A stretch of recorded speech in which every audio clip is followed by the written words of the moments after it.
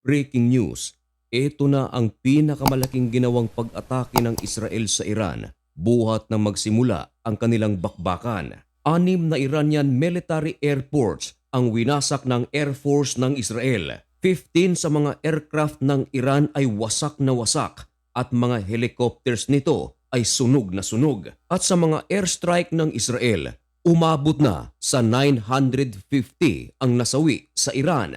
Samantala, 3,450 naman ang sugatan. Yan ang ating pag-uusapan sa videong ito. Pero bago ang lahat ay huwag kalimutang mag-subscribe. Samahan mo na rin ng like at i-click na rin ang notification bell. Napakalaking tulong yan para sa akin.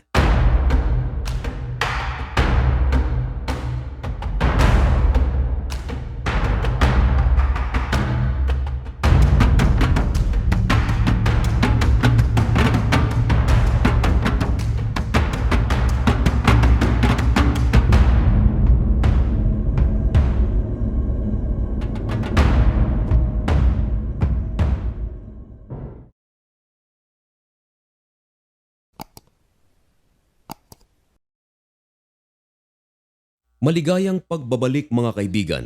Kumusta kayong lahat? Ngayon ay June 24, 2025 at isang nagbabaga at napakabagong balita ang ating ihahatid sa inyo. Ito ay tungkol sa pinakabagong ginawang pag-atake ng Israel sa Iran. 48 hours ang nakalipas buhat ng umatake ang Amerika sa Iran. Winasak nito ang 3 malalaking nuclear site ng bansa. Ito ay ang Fordo, Natanz at ang Isfahan. 48 hours ang nakalipas. Isang napakalaking katanungan ang naghihintay ng isang napakalaking kasagutan. Yan ay kung ano ang susunod na mangyayari. Sa loob ng 48 hours, hindi matahimik ang Iran dahil sa ginawang pag-atake ng Amerika. At dahil dito, nagsagawa sila ng pag-atake sa Israel. Tinarget nito ang Tel Aviv, kasama na ang Haifa. At dahil dito, napakaraming buildings ang nawasak at merong 86 katao ang sugatan. Matapos ang 48 hours, ang Israel ay nagsagawa ng isang napakalaking pag-atake sa Iran. Tinawag ito ng Israel mga kaibigan na biggest attack on Iran. Sapagat sa naturang pag-atake ng Israel, hindi ito sa iisang lugar lamang, kundi halos buong Iran mga kaibigan ay pinasok na ng Air Force ng Israel. Uulitin ko, halos, hindi buo, kundi halos buong Iran. At ang mapa na inyong nakikita, yan ay ang Iran.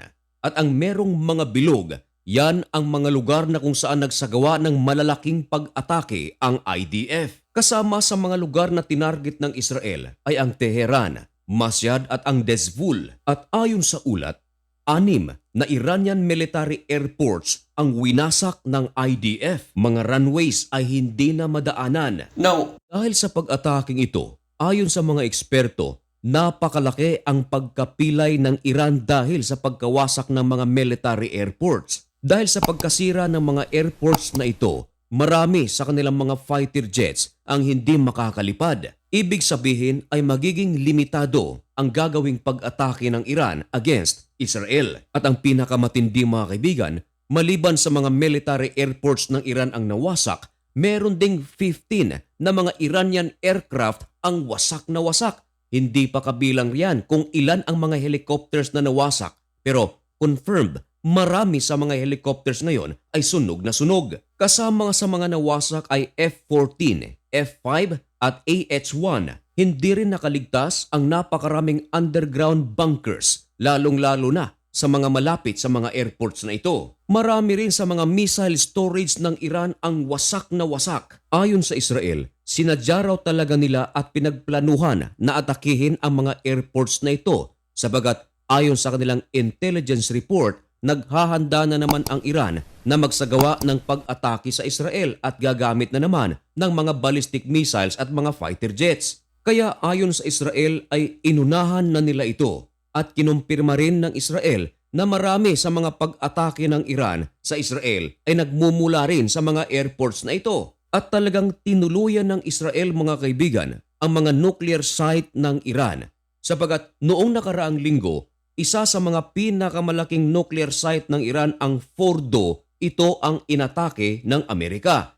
Pero kahapon lamang mga kaibigan, inatake uli ito ng puwersa ng Israel. Ayon sa Israel ay hindi pa raw sila hihinto. Ipagpapatuloy pa raw nila ang kanilang gagawing mga pag-atake sa Iran hanggang sa makamit na raw nila ang kanilang goal. Ang kanilang goal ay wasakin ang nuclear capability ng Iran sapagkat ang nuclear weapon project ng Iran ay banta raw sa kanilang lahi. Hindi lang sa mga Hudyo kundi sa Middle East at sa buong mundo. Dagdag pa ng Israel, hindi raw sila naniniwala sa sinasabi ng Iran na ang kanilang nuclear weapon project ay para lamang sa kapayapaan. Habang ipinagsisigawan ng Iran, death to America and death to Israel.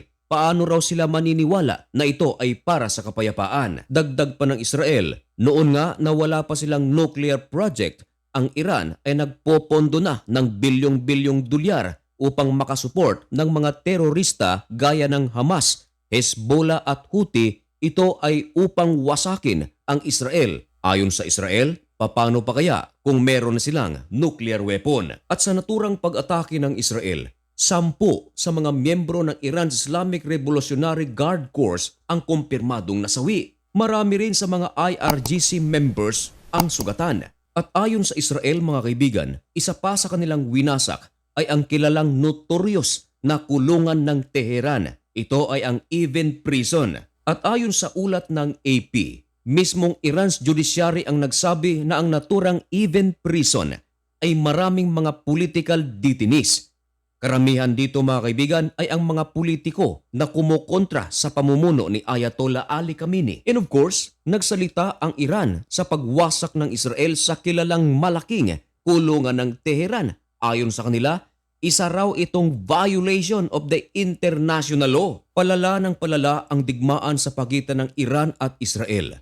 Araw-araw ay merong naitatala na may nasasawi. Araw-araw nadadagdagan ang numero ng mga taong sugatan. Sa Israel mga kaibigan, mula nang umatake ang Iran, umabot na sa 24 katao ang nasawi at libo-libo na rin ang sugatan. At ayon sa ulat, kasama na riyan ang 7 sa ating mga kababayang Pilipino. 2 riyan mga kaibigan ay isinugod sa pagamutan pero maayos na ang kanilang kalagayan.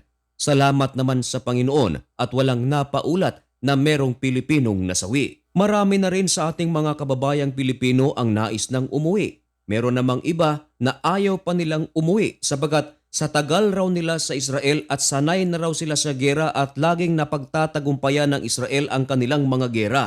At ayon mga kaibigan sa ating gobyerno, meron ding mga Pilipino sa Iran.